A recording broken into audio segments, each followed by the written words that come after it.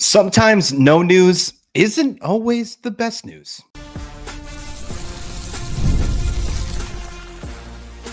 You are Locked On Kansas State, your daily podcast on the Kansas State Wildcats, part of the Locked On Podcast Network, your team every day. Yes, welcome on into Locked On Kansas State, your daily Kansas State Wildcats podcast. I'm your host, Christian Rao, and thank you so much for making Locked On Kansas State your first listen every single day. Welcome back to my everydayers. Happy Sunday to you all that are listening on the day that this drops. We're going to dig into the pressers, the post-game reactions from the coaches and players, a little bit more information on what we've learned from the 24-21 loss against Iowa State in Dublin, Ireland, and just dig into the game a little bit more because there's still a lot to unpack on this one. Today's episode is brought to you by FanDuel. Football season, of course, is here, and for the NFL, it's right around the corner. Visit the FanDuel app today and start planning your futures bets now. You know, no news is not always the best time. And, you know, I like to say no news is good news sometimes. Well, I don't know if that's the case for Kansas State. Getting into the press conferences after the 24-21 loss in the Dublin, Ireland shootout, if you will. It was a great game. Okay. If you did miss my reaction, my instant reaction show on the pod yesterday, you can check that out. I was going to get into a little bit more, but of course my instant reaction right off the bat was a dandy, if I might add. But one thing that, of course, we knew is that Dylan Edwards didn't play the game. He got one snap in, muffed the punt, and hurt his ankle. Now, for the record, I have watched that replay. I do not know where he hurt his ankle, and I want to learn more about it, but we haven't heard anything about it. And that's where I'm saying the no news could maybe possibly be bad news. Chris Klieman in his press conference said all that he was told was a few plays in that he will no longer be available in the game. And then he, of course, let the ESPN crew know at halftime on national television that he will not be returning to the game. That was the farthest we got during the game. And then in the press conference, that's what he said about the availability portion. We know nothing else about Dylan Edwards as of right now on Sunday. Of course, they're flying home. It's technically a normal week, but in this long traveling, it becomes a short week for Kansas State. They'll get right back to it. We'll get press conferences from them and some players and possibly other coaches other than Chris Klieman early in the week. Of course, we'll have you covered on here, Locked On Kansas State. The only thing that we have seen, and that's just from some fans taking photos at the airport, is that Dylan Edwards was seen at the Dublin airport in a walking boot. That doesn't sound like a good thing. That doesn't sound like a great thing at all. Now, he did return to the sidelines during the game. It didn't seem like he was limping. He was away from the offense, so you could tell that he was not going to return to the game before we heard the announcements from Chris Klieman at the half. And as I mentioned, I didn't see him really limping off the field after the muff punt. I don't know what happened. If it was a freak accident, I'm not really sure. If it was a sprain or a swelling. Either way, I'm not excited about the fact that we don't have much news about it. Makes me a little on edge, and I'm a little concerned. Now, hopefully it's something minor. Hopefully it's something that's just not worth discussing, other than the fact that he just wasn't available for the Dublin game. Maybe they're playing it safe. Who knows? It also comes to mind on the same topic of Dylan Edwards. You might as well stick here. When they discussed with Avery Johnson, they talked to Avery Johnson, the pressers. One of the biggest questions that popped up was, you know, the beginning of the game started pretty slow. Was that because of the Dylan Edwards injury? And he was, of course, I think Avery Johnson is stepping forward and trying to be a lot more accountable this year, being a lot more transparent, which is already we've seen that in the offseason, and he definitely did that in the presser. And he was straightforward with his answer in this one as well. He said, yeah, I mean, we had plenty set up for Dylan Edwards in this one, bunch of stuff game planned for Dylan Edwards. And of course, they had to make some adjustments. Joe Jackson came in, and for what he had in front of him, other than that fumble, I think he did just a fine job. I think that obviously you could have improved there. And then I think Devin Rice kind of stuck out into the spot to where you were going to hopefully put Joe Jackson. I think Devin Rice did an okay job as well. Of course, that running game would have been a lot more explosive if Dylan Edwards was in the backfield. I love the fact of having Dylan Edwards and Joe Jackson and Devin Rice as a 1-2-3 combo in that backfield this year. Coach Brian Anderson has discussed this entire offseason that he feels like this is the deepest running back room he's had since being at Kansas State. But look, when you don't have your star running back in week 0, the first drive of the game, for the entirety of the first game, you're going to see some hiccups. Joe Jackson, I think he's got a ton of upside. I don't think people talk about him enough. I've said that all offseason as well. But he's not yet at that point to where we can say, yeah, he's ready to fill those shoes of DJ Giddens' size, because Dylan Edwards obviously isn't going to do that. He's going to be able to take those type of carries to get up the field and average you 6-7 yards a pop confidently. Now, we did see that a couple times even in this game, especially the one where he fumbled. He had a great run until he dropped the football. He's just not there yet. I don't think he's far behind, but throwing him to the fire, which sometimes has to work. Sometimes you have no choice, and sometimes it works out great. Austin Romaine, perfect example earlier in his career, but it just didn't work out to the best of the ability in Dublin's game. Now, you can also point at the offensive line. I don't think the offensive line was perfect by any stretch of the imagination. I think there's a lot of work to do on the offensive line. Both offensive lines, I think, were pretty dreadful in this one. I think it's a miracle that Avery Johnson threw almost 300 yards in this one, because the offensive line wasn't the best. Let's just put it there. I'm not going to dig too much into it without doing a full replay. I plan on rewatching the game tonight. I do plan on looking at PFF scores tonight, all that good stuff, and I will have you covered. We're going to do a complete breakdown, a little deeper than usual, probably, in the regular season before we switch to North Dakota, just because North Dakota hasn't played a game yet. They're an FCS school. There's not as much coverage as a Power 4 Big 12 school. So we'll probably focus a little bit more on this Dublin game and talk about how the team can actually improve and what to look for keys of improvement in the North Dakota game this coming Saturday. I think we just have no choice, to be completely honest. A couple other things that popped up here on this presser before we dive in a little bit more. Chris Kleiman, he said he thought Avery got that first down. I mean, I think that's fair to say that fourth down at the 30, not 4th and 30, fourth down at the 30-yard line. He's right with me. He thinks that Avery Johnson did get that first down, but of course he also believes that the replay wasn't going to matter because of the lines being terrible, the Iowa State spot. It was going to be hard to be able to tell the difference between if it was going to be reversed or not. And I agree with him. And although you think that Avery Johnson got the spot, and if that's something that you want to look back at, put it on your socials. If you want to talk to your friends at the bar about saying this game was completely different because the ref screwed Kansas State, because Avery Johnson should have got that first down and the game should have changed, I'm going to tell you to hold your horses a little bit.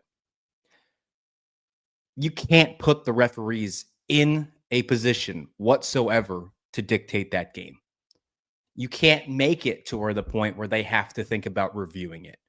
On a play so important to the game where you're deciding to make an aggressive decision, which, might I add, I'm still super happy they're aggressive. So happy that they're being aggressive with this type of offense that they have this year. You can't put the referees in a decision to dictate the game. We saw it last year in Farmageddon. The first play of the game, that pitch out to Dylan Edwards, that was a fumble.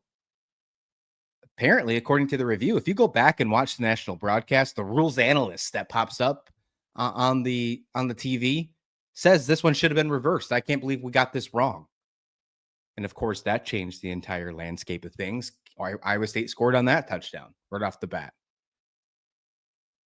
So there's a lot of things that has happened where Kansas State has shot themselves in the foot over the last couple of Farmageddons. And of course, the one that really hurts the most and stings the most right now, the game on Saturday in Dublin, Ireland, a game that should have been a game in Manhattan, a home game that some of the players felt like it didn't feel like it was at home at all. And I want to talk about that next and so much more. We got a lot more to break down and a lot of other things right here on Locked On Kansas State. But first, this episode of Locked On Kansas State, this Sunday episode, is brought to you by Regiet. Guys, you've probably heard of Viagra or Cialis, maybe even tried them, but you're looking for something beyond that usual pill. It's time to meet Regiet Ready. It's a next-gen prescription treatment designed to amplify arousal in brain and boost blood flow, unlike the usual pills that can take hours. Right. Regiet is a 3-in-1 formula. It dissolves under your tongue And in average about 15 minutes, that stuff can last up to 36 hours. So you can stay confident, control in the moment when that moment is right. You can use it completely online as well. Meet up with board certified doctors, get it discreetly to your door. You got nothing to worry about when it's time to go. So head to Rugit.com/LockedOnCollege. That's code LockedOnCollege for 15% off today. RUGIET, excuse me, .com/LockedOnCollege and use promo code LockedOnCollege for 15% off. Individual results may vary with prescription treatment. Compounded drugs are permitted to be prescribed under federal law, but are not FDA approved and do not undergo FDA safety, effectiveness, and manufacturing review. Please review the Rugit website for full safety information. So the Dylan Edwards status, obviously a huge concern for me, and that's something that I'll be paying attention to right off the bat. Don't expect him to play in North Dakota. I think I just don't think you play him. I just don't think you do that against an FCS opponent. They're going to try and make a statement in this game. I do think that's going to be something. You're going to want to try and get every confidence factor back against the type of opponent on your schedule that you normally play first thing. Game planning will be huge. We'll see if they can make a statement. And if it's not as crazy as you think, if it's not a 60-7 final like you expect it to be, don't be woe is me. Don't be so worried about it either. A lot of teams, after playing in this Dublin series, the next few weeks, they're not always great. So I'm not saying they're going to lose the game on Saturday, but don't be surprised if it's a tad closer than the blowout that you expect on this one. Tobi Asunami obviously had some great snaps in this one, 2 sacks on the game. He pointed out to the defense how he believed that the defense just lacked explosiveness in the second half. And I agree with him. I think it had to do something with the fact that there was a lot of defensive players on that availability report that they were gassed in the second half because the depth was tested. They got to find a way to adjust and be ready to go for that for the rest of the season. Maybe had something to do with the fact they're playing week early too. That doesn't come into play. Austin Romaine also felt the same way about the second half. He straight up said Iowa State executed better in the second half. So take that as you will. But one thing that I did also take from Avery Johnson, and this might upset a lot of Kansas State fans here, especially ones that are not happy that this game was in Dublin. He said this one, quote, felt like an away game against a Big 12 opponent. Now, this is technically a home game, one that should have been in Manhattan. And I know there was a lot of upsetness even before the game. You know, Kansas State had to bring all their media things, their PA announcers, everything, you name it. This was a home game.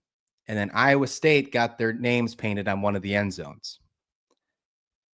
Of course, Iowa State's fans showed up pretty well for one of these stands. You'd expect it, right? This is an exciting thing for both fan bases, Iowa State and Kansas State, to do something in Ireland here. I wasn't at the game in Dublin.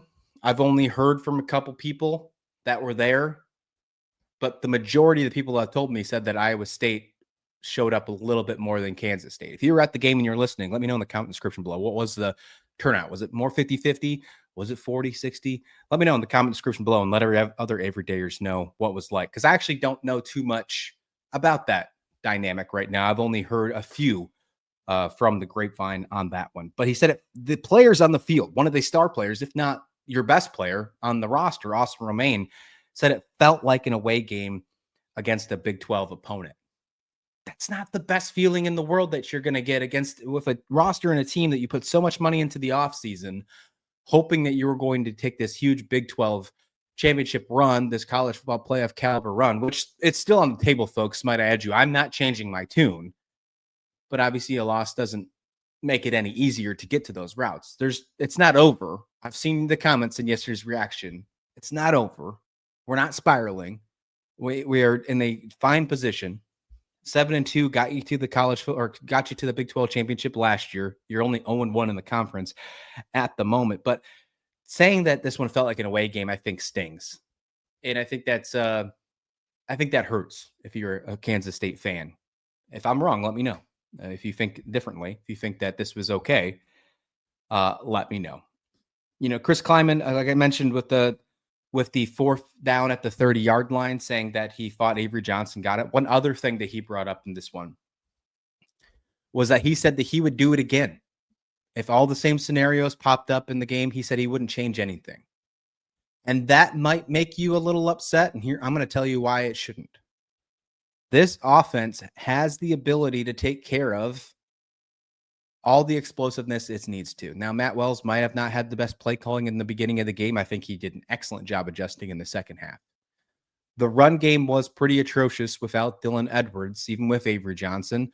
And some of those fourth down plays, I think if Dylan Edwards was in the game, I think we would have had no choice, or we wouldn't even been in those situations, because I think Dylan Edwards would have rushed for at least 100 yards in this matchup, even with the offensive line not doing as well of a job as I thought they were going to do.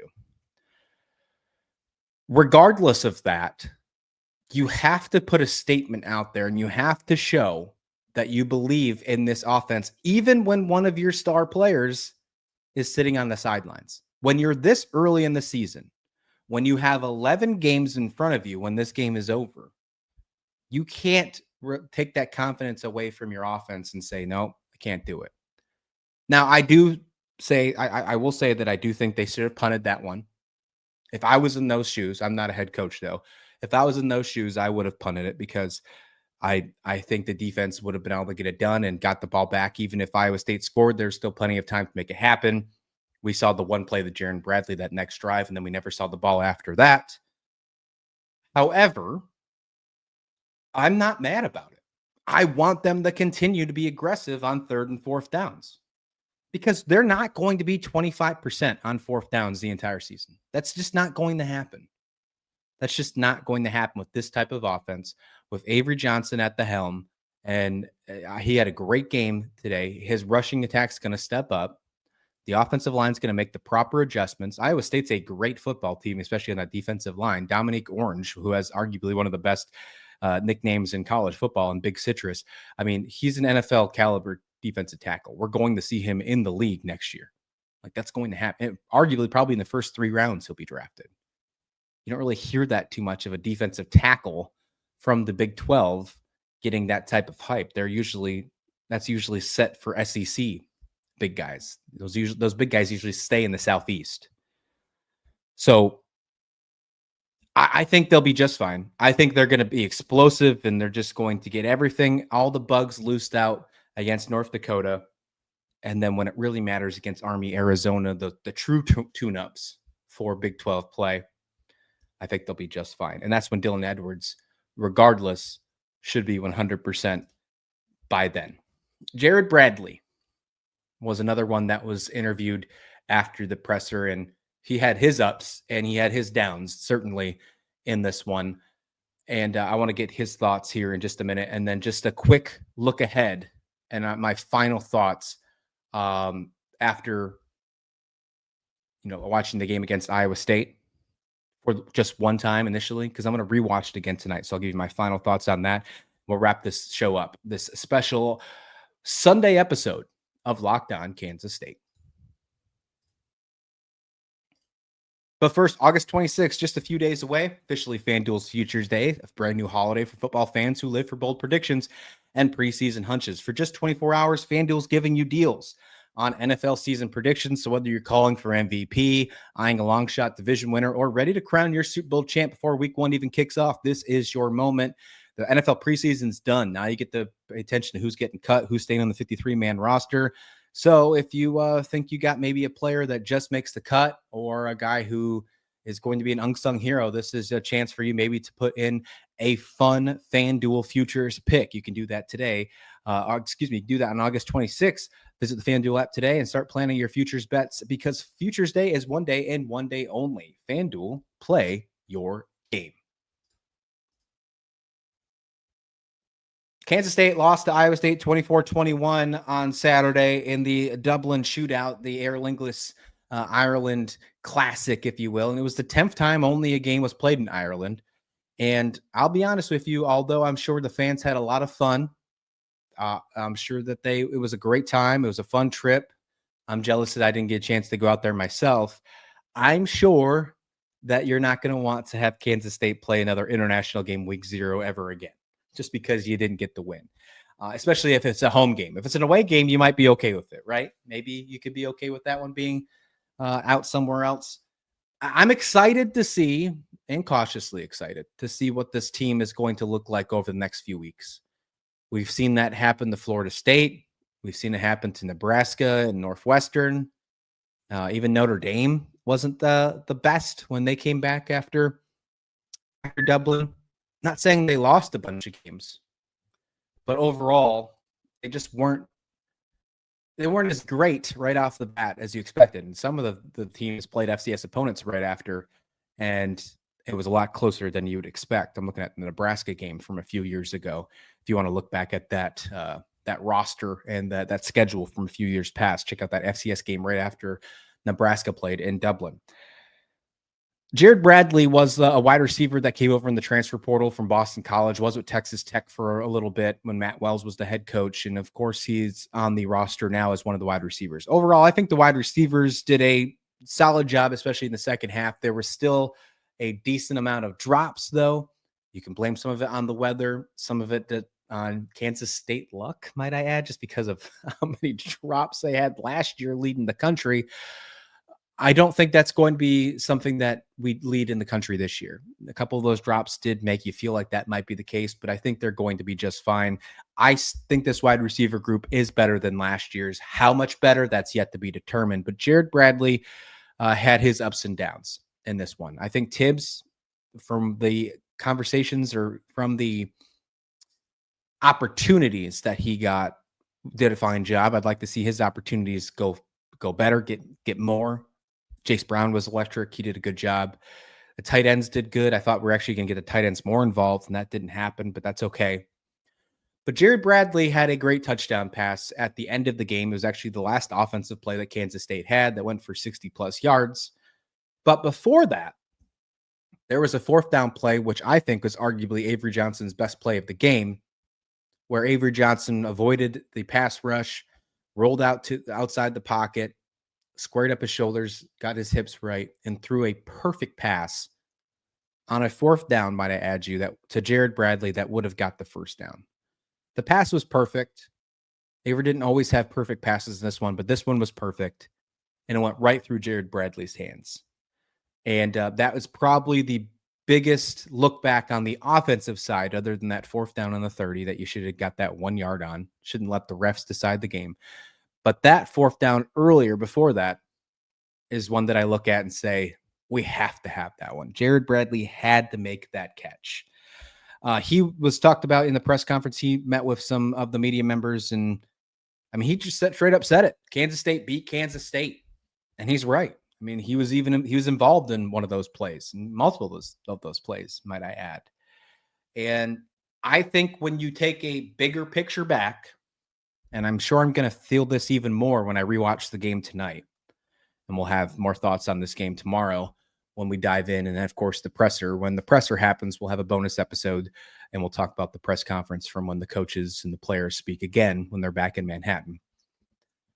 But I think we're going to have the same feeling. I think Kansas State ultimately beat themselves. And it's easy to look at that now when you think about the muff punt. And to be honest, I don't really think that was a huge concern. That one. It was so early in the game. It was technically like the first play of the game, like it was last year. Although they scored each of those times last year and this year off that turnover, there was enough time for them to get back in the game because we felt like that in the fourth quarter. So that one didn't really bug me too much. Losing Dylan Edwards on that play obviously was more impactful than the turnover itself. The fourth down conversions, although you weren't successful, those were huge, but I'm glad they were aggressive. The defense being gassed, I think, is something you have to pay attention to a little bit more. You're not going to probably be gassed against North Dakota, but what about Army? You might beat Army this year. Army is not as good as they were last year, but every time a team plays Army, when they go back and have these pressers, those pressers that we're talking about today, the first thing that comes out of their mouth usually is, we know who we just played. We might have won by 14 or 20 or whatever the case might be, but man, we feel it. Army, Navy, Air Force even. When you play those service academies, you remember it. You remember you play those teams because they play to the whistle, they play tough, they play hard. And that's been like that for years. I've covered the armed forces for a couple different national medias, and yeah, that's a lot of the press conferences that you hear. So I want to see that defense, especially on the defensive line. I thought the linebackers did a good job, but especially that defensive line, get a little bit more conditioning on their belt and get healthy too, because the rotation of those players will obviously help them stay fresh out on the field. The fact that Kansas State only had 8 offensive plays in the fourth quarter didn't help a depth-tested defense stay fresh either. I mean, they were constantly out on the field in the fourth quarter, and that's why Iowa State's running back Hansen looked like Bo Jackson out there. And that's what it was. That's why we were when you're sitting back and wondering, why is he all of a sudden running all these plays? What kind of adjustments were made? No really adjustments were made. No offensive line blocking schemes were changed. Austin Romaine even said that in his presser. It didn't seem like anything changed. It's just that they started executing better. And that's a fancy word of saying, well, they were more conditioned than us. And I think that's a lot because of the depth. The depth was tested on the defensive line for Kansas State at the end of Saturday's matchup. This is going to be one of those that feels, that hurts, that stings for a little while. I get it. I think my buddy Joe Tillery, he's going on the show, has said it quite well on socials last night. Maybe we all should just hop off socials for about 48 hours and just maybe not say our true feelings out loud, because they're probably overreacting just a little, right? Tomorrow, I'm going to let you know why Avery Johnson, that quarterback who threw for almost 300 yards in Saturday's matchup, why he's going to be just fine in the Big 12, and why he is still going to be one of the best quarterbacks in the conference. And he didn't make any mistakes today. His dark horse candidate conversation, it's still there. It's not going away. We're going to talk about that tomorrow. Of course, the rewatch of the game. We should have press conferences, more to talk about. Lots of stuff coming out on the channel for the rest of the week. We're going to be dropping multiple episodes. We got a little bit of basketball to talk about too. We got an addition. We got a waiver that was denied. I'm try and find a way to throw that in on this week, because I want to get some basketball talk. But football season's here, and we're going to definitely take a full eye on that conversation. Let me know your thoughts in the comment description below. I appreciate everybody chiming in on the reaction video yesterday, becoming one of the most watched videos on the Locked On Kansas State channel since we started. This is the first football season that we're covering, so I guess I'm not surprised that we are fully locked in to the football season. It's going to get better, folks. Let's do this together, and we'll be back here with another episode very soon. Please like the video, please subscribe, and this has been Locked On Kansas State.